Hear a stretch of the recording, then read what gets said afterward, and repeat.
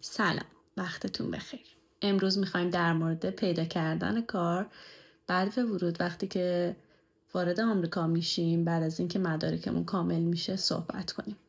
اگر به هر طریقی که آمریکا اومدید مدارکتون کامله، میتونید برای شغل‌های جنرال یا تخصصی برای خودتون اقدام کنید. اگر با ویزای کاری اومدید که خب قطعا شما کار دارید و احتیاجی به این مرحله ندارید. ما برای کسایی صحبت میکنیم که کاری ندارن، که پیدا کردن کارتون هم که قطعا بستگی به سطح زبانتون داره، بستگی به تخصصی که قبلا توی ایران داشتید یا حالا هر کشور دیگه هم داره. ولی از همه مهمتر اینه که باید حتما تفاوت‌های کاری که داخل ایران داشتیم با اینجا رو حتما بدونیم، چون خیلی با هم دیگه متفاوتن و این شاید باعث بشه که آدم خیلی سردرگم بشه برای پیدا کردن کار.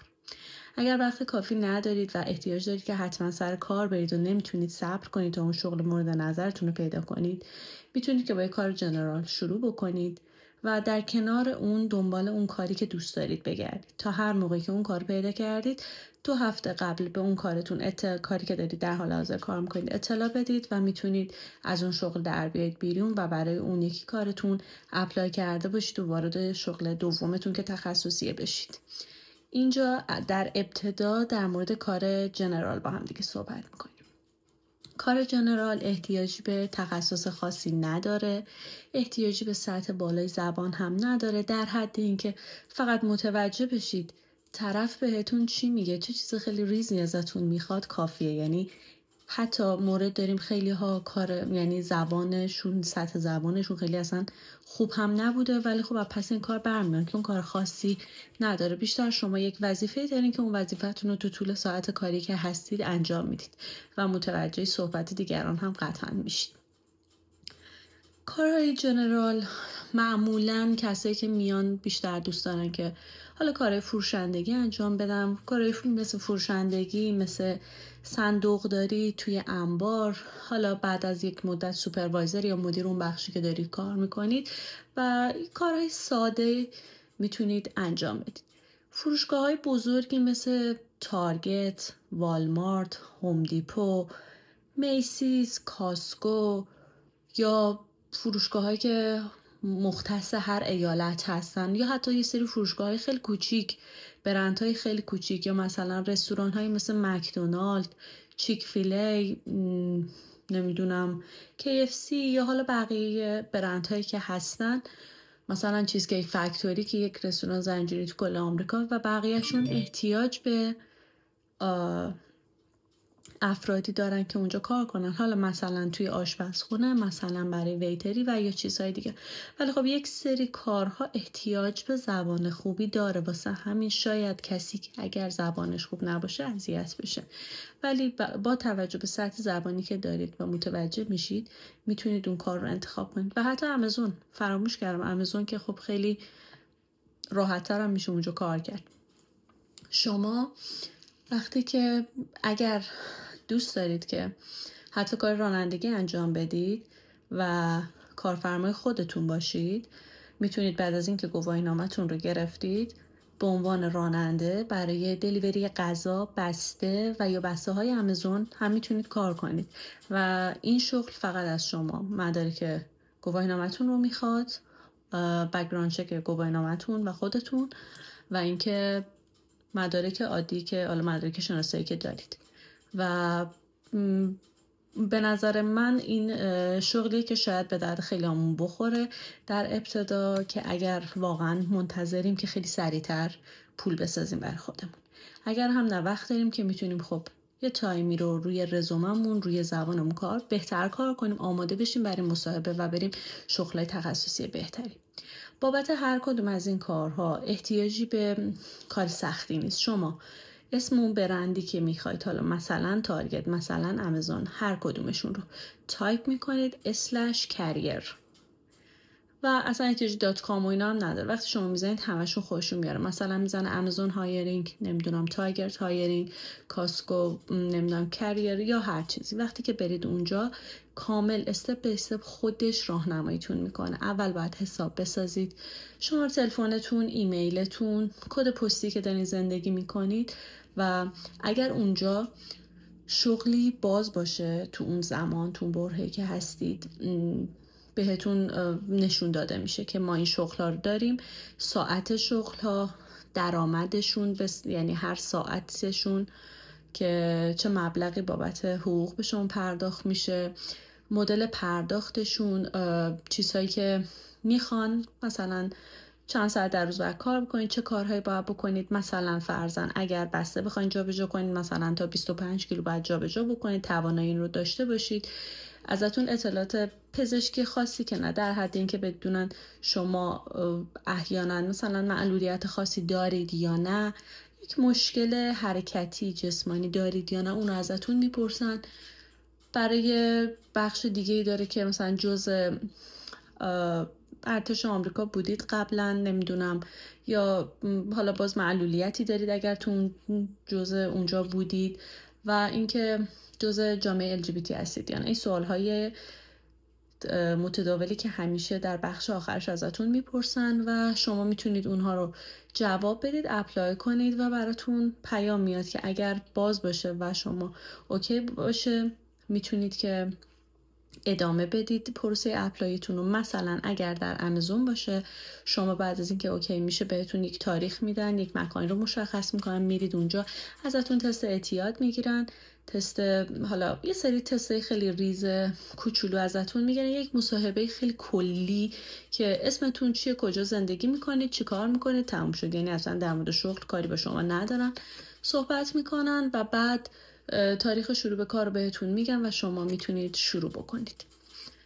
حالا مثلا میبینید رستورانی یا جای دیگه هر کدوم اپلیکیشن های خاص خودشون رو دارن و شما باید بابت هر جایی که میخواید اپلای کنید یک حساب کاربری حتما بسازید، وارد اون بشید. حالا اگر هم اون لحظه شغلی باز نباشه، براتون بعدن که اگر شغلی باز بکنن ایمیل میاد که مثلا این برند این شغل ها رو باز کرده، شما میتونید انتخاب بکنید، حالا اپلای بکنید به نسبت چیزی که دارید.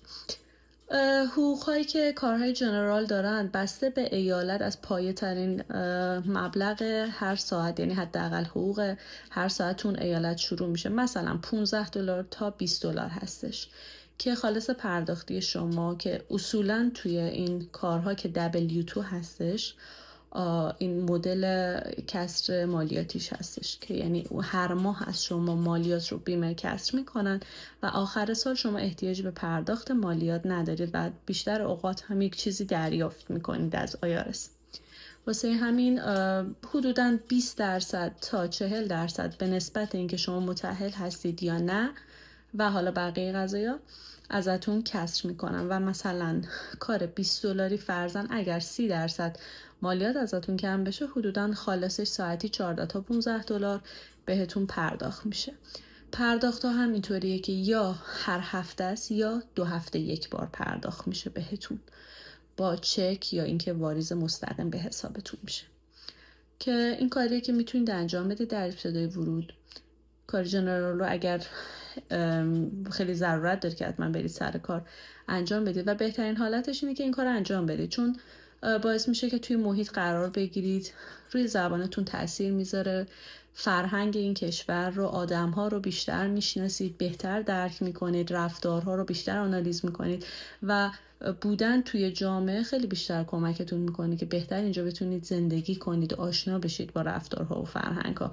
فقط دلیل مالی نداره، توجیه مالی نداره، ولی خب برای بیشتر ماها که میایم اینجا، خب برای ما در اولین قدم توجیه مالی.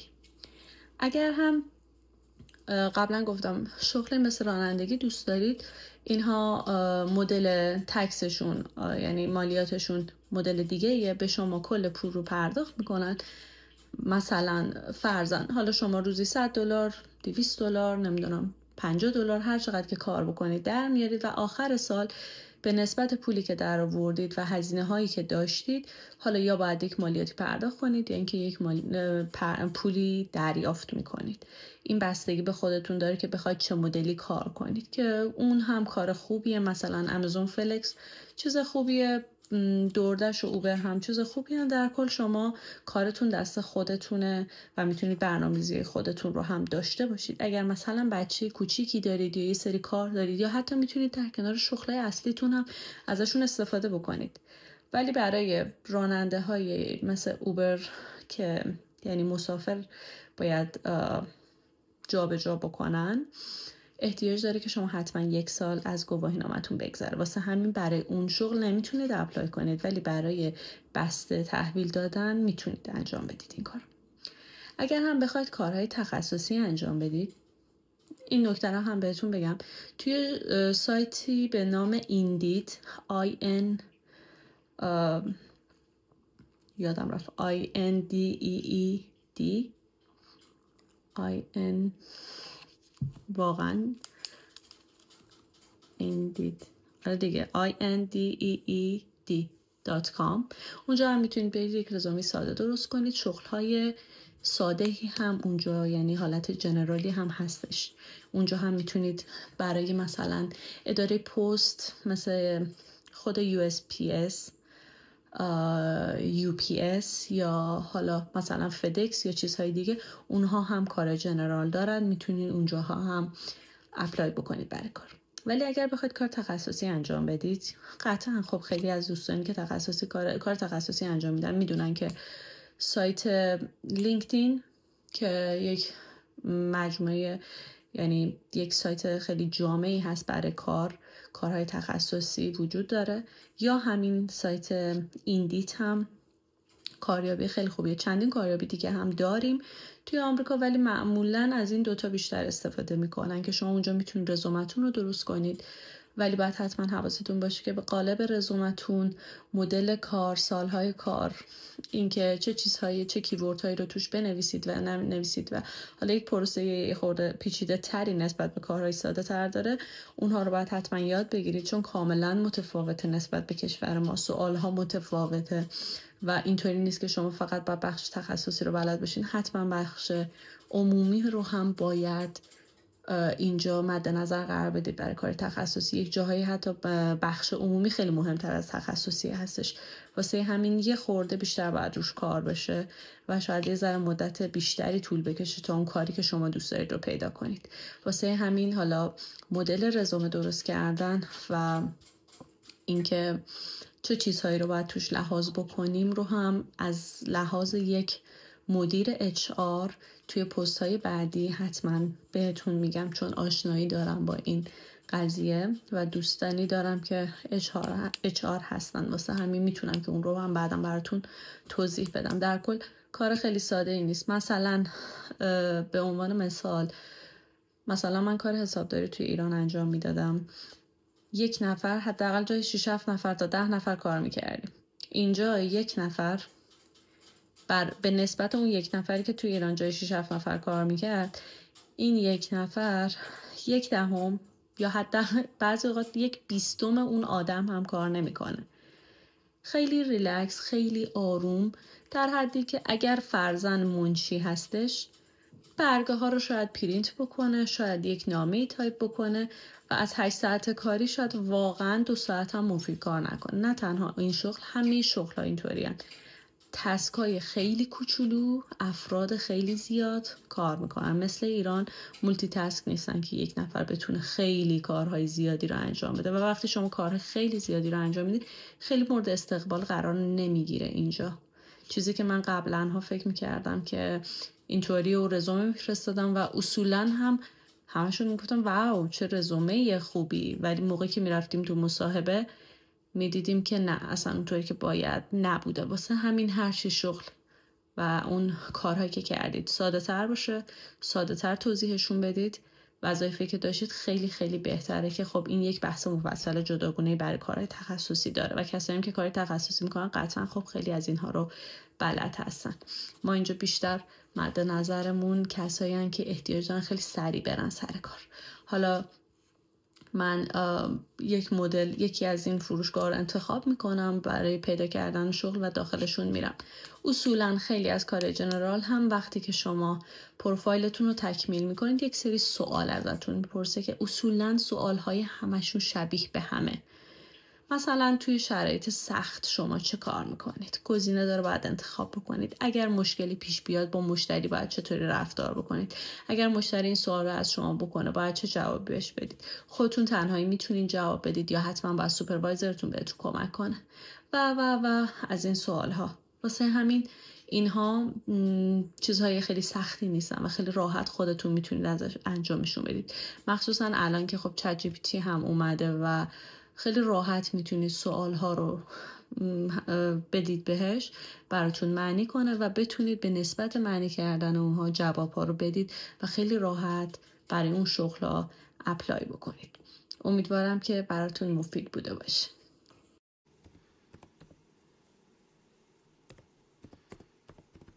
تارگت اسلش کریر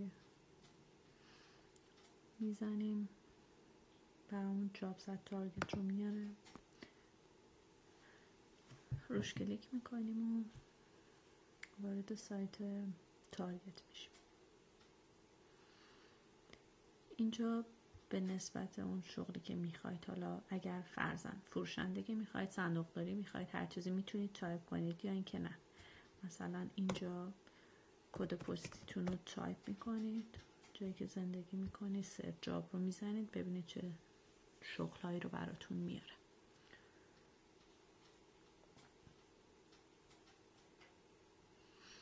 خب مثلا چیزی که نزدیک به اون کد پستی که من انتخاب کردم، سکیوریتی اسپشیالیست میاره، اسپشیالیست سل میاره، گست ادوکیت، کشیر، فرانت استور اتندنت، کارت اتندنت، که مثلا میتونیم اینو انتخاب بکنیم. اینجا خب این آیدی شغل، اینجا داره میگه از چه مبلغ شروع میشه، از $18.5 بابت هر ساعت پرداختشون شروع میشه. توضیحاتی که داره رو بهتون گفته، اینکه حالا هدفشون چیه، باید شما چه چیزایی رو بلد باشید. میتونید همه اینا رو اگر زبانتون خوب نیست بدین چت جی پی تی براتون معنی کنه، اگر هم که خودتون متوجه بشین که خیلی هم عالی. ولی بهترین حالت اینه که تمام این مطالب رو بخونید، مخصوصا اونجایی که کوالیفیکیشن نوشته، که ببینید چیز خاصی ازتون نخواد، شاید شما نتونید اون رو انجام بدید. اینجا خب مثلا میگن که اگر شما دنبال شغل ماندی تو فرایدی هستین،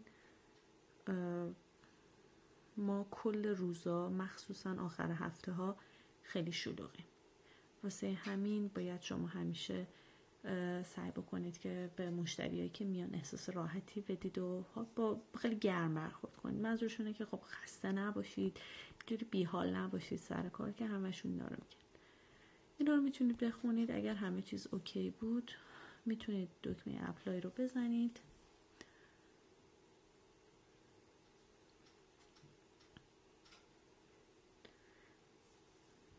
خب من که اینجا چیزی ندارم، میگم منویلی اپلای بکنم. اینجا میگه که باید حساب درست کنید. خب ایمیلتون رو میدین، پسورد و کریت اکانت رو میزنید. بعد از اینکه داخل میشید، چون من الان نمیخوام اینجا چیز حساب خاصی باز کنم، اطلاعات پایتون رو تو این تب براتون میگه. اگر تجربه کاری دارید اینجا میتونید بزنید. حالا مثلا شما میتونید بزنید 2 سال فروشندگی کردید و اینا، خیلی براشون مهم نیست، ولی باشه خیلی بهتره. یه سری سوالایی، همون سوالایی که توی ویدیو بهتون گفتم که در مورد شغل سوال میکنن که تو چه شرایطی چه کارهایی رو بهتر باید انجام بدید. voluntary disclosure هستش که اینجا هم باید 2-3 تا سوال هست که والا بستگی داره به اون کمپانیه که چه سوالایی داره باید انجام بدید. اینم یه سری حالا مطالب هست باید بخونید، تایید بکنید حرفایی که حالا زدید، و آخر سر هم ریویو، قسمت ریویو هستش که بهتون تمام سوالایی که جواب دادید و تمام فرمایی که پر کردید رو بهتون نشون میده و ازتون میخواد که تایید بکنید و بگید که خب مسئولیت همه رو میپذیرید. و آخر سر هم شما تموم که بشه براتون یه ایمیل میاد که ممنون از اینکه اپلای کردید، ما بهتون اطلاع میدیم. و به همین راحتی، یعنی شاید این پروسه حدوداً یه رو شاید یه زمان 40 دقیقه زمان ببره، به خاطر اینکه اگر یه سری سوال شما متوجه نشید، ولی میارزه برای اینکه انجام بدید. حالا مثلا یه شغل دیگه فرضاً مثلا یه برند دیگه، مثلا امازون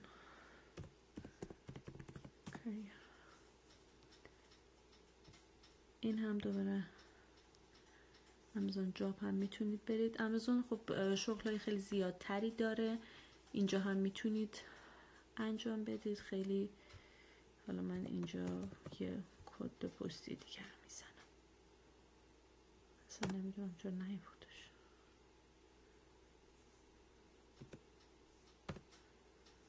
مثلا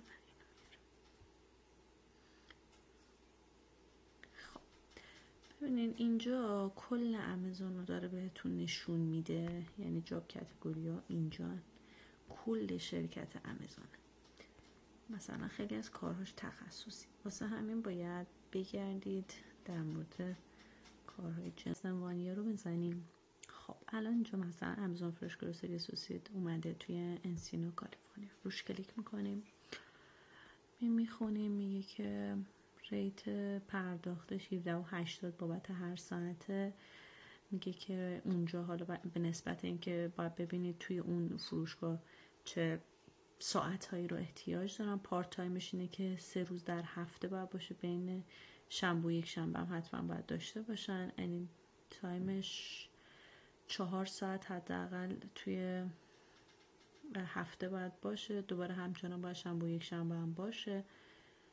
بعد شیفتش هم بین 4 صبح تا 12 شب هستش که بیشتر از 8 ساعت هم نمیشه. میگه که نهایتا تا 40 ساعت توی هفته کار میکنید. قبلا یعنی بهتون آموزش داده میشه، بهتون یه تایم استاندارد داده میشه، یعنی برنامه کاری بهتون داده میشه. بعد اینکه چیز خاصی حالا اینجا نداره. جاب ریسپانسیبیلیتیش هم که میگه شما وظیفه اصلیتون اینه که توی اون گروسری شاپینگی که دارین کار میکنین یه اکسپریانس ریزی، مثلا یه تجربه کاری داشته باشید با مشتریا. بیشتر هدف این فروشگاه اینه که با مشتری برخوردهای خوبی داشته باشید و بتونید بهشون کمک کنید و اونا راضی از اونجا برن بیرون. که میگه این نکته ها رو باید داشته باشید: کاستمر انگیجمنت، پروداکت نالج، یعنی که بتونین اون محصولات اونجا رو بتونید به مشتری ها بگید، پیشنهاد بدید بهشون که مثلا اگر چیزی میخوام، مثلا من به شخص خودم وقتی میرم دنبال چیزی میگردم، یکشون رو پیدا میکنم میگم من اینو میخوام، خب اونا یا چک میکنن یا اینکه خودشون میدونن میگم برو از این قفسه بردار، بهم راهنمایی میکنن که دقیقاً چی میخوای، چه چیزایی باید باشه. و این اون وظیفه شغلی هست که اینقدرها هم که اینا پیچیده‌اش کردن نیست، خیلی راحت تر از اینه. اینا بنفیت هایی هست که بهتون میدن. خب حالت بیمه است، یک بیمه فروان و بیمه عمر، پرداخت هفتگی دارن سر تایم، پرداختایی که یک زمانی شما وقتی که کار میکنید به نسبت کاری که میکنید میتونید تایمایی داشته باشید که یک زمانی مریض میشید، حالا شاید اضطراری نرید سر کار، اون قضیه رو دارن. تخفیفای پرسونل رو دارن. و دیگه اگر یه جاهایی برای خب آمازون این گزینه رو داره که بهتون کمک میکنه، اون وقتی که اونجا استخدام میشید بهتون کمک میکنه که هزینه‌های پرداخت تحصیلتون رو هم بتونید انجام بدید، که حالا اونا شرایط خودشون دارن که باید بتونید برید و ببینید که چطوریه. بعد کلا میگه شما باید 18 سالتون باشه و اینکه بتونید متوجه بشید و اینکه بتونید جواب بدید، یعنی اون شغلتون رو بتونید درست انجام بدید در حدی که اون انگلیسی یک ذره کوچولو انگلیسی رو بلد باشید که متوجه بشید و بتونید که اگر کاری هست یک رابطه‌ای باید شکل بگیره، اون واسه صحبتی باید بشه، یک ارتباطی باید داشته باشید با مدیری، با سوپروایزری و با همکاراتون، بتونه پس اون بر بیاد. که اصلا اینا انقدر هم که تو این سایت بزرگش میکنن انقدر مهم نیست. میگه که باید دیپلم داشته باشید و 1 سال هم تجربه کاری داشته باشید، که این تجربه کاری واقعیش مهم نیست، شما میتونید بگید که دارم. میگه که نهایتا تا 49 پوند حدوداً 23 تا 25 کیلو میشه بعد بلند کنید، که همیشه هم این مقدار نیست، اصولا خیلی کم پیش میاد، ولی خب اینا همیشه مکسیمومش رو میگن. و اینکه میگن شما باید تو 8 ساعت کاریتون، یعنی تا 8 ساعت کاریتون بتونین سرپا بستید و راه برید. و بقیه چیزهایی که داره که حالا بخونید بد نیست. میتونید بیاید اینجا اپلای رو بزنید و فرم ها رو پر کنید، تموم بشه و بعدش به امید خدا به مصاحبه آخر و حالا مصاحبه که چرس کنم یه سری تست های کلی و یه صحبت کلی هستش، دعوت میشید و میتونید کارتون رو شروع کنید. که اینجا دوباره همه رو یک بار دیگه براتون میگه و شما باید از این بالا حساب بسازید و وارد بشید.